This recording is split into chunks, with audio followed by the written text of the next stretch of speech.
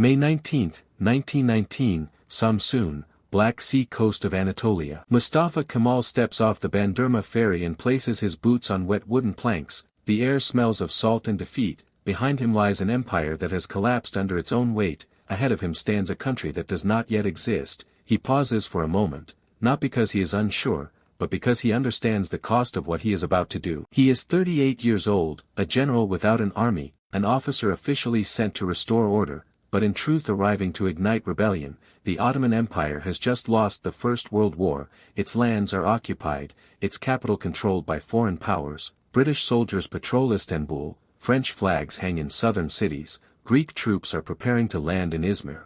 And the Sultan still sits on the throne pretending sovereignty exists. Mustafa Kemal knows the truth, the old system is already dead, it is not wounded, not reparable, not misunderstood, it is finished. That morning in Samsun he does not speak of reform, he does not talk about saving the empire, he does not believe in patching rotten walls, he believes fire is cleaner than decay, because for centuries the Ottoman system has survived by compromise, by delay, by obedience to tradition even when tradition strangled progress. The empire failed not because it was attacked, but because it could not adapt. Power was divided between palace intrigue, religious authority, and foreign debt. Innovation was feared, science was suspicious, loyalty mattered more than competence, and when war came, the system collapsed instantly. Mustafa Kemal had seen this failure up close at Gallipoli, where courage saved lives but leadership was absent. He had watched soldiers die for an empire that could not even feed them properly. He had listened to orders written by men who feared responsibility more than defeat. So when he arrives in Anatolia, his decision is already made.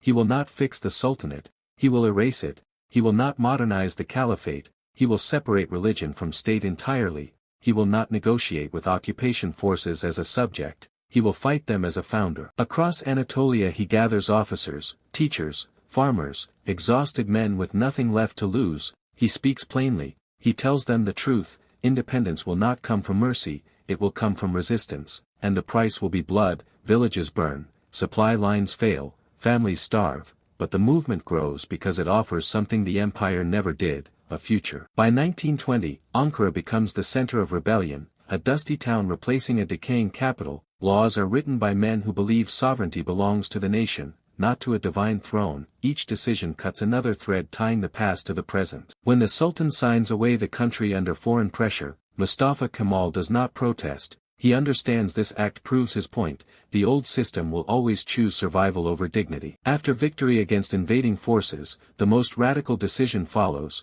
The Sultanate is abolished in 1922, the Caliphate follows in 1924, centuries of tradition disappear overnight. Critics call it betrayal, supporters call it rebirth, Mustafa Kemal calls it necessity. He does not believe societies evolve gently when they are built on collapse, he believes revolutions must be decisive, brutal if required, because half measures leave ghosts in power. Language is reformed, law is secularized, dress codes change, education is rebuilt. Each reform angers someone, each decision creates enemies, but Ataturk accepts this willingly, because his loyalty is not to the past, but to survival. On his desk later in Ankara, he writes quietly that the truest guide in life is science, not tradition, not fear, not memory. The old system was not burned out of hatred, it was burned because ashes cannot rule, and from those ashes, a new state stands, scarred, controversial, but alive.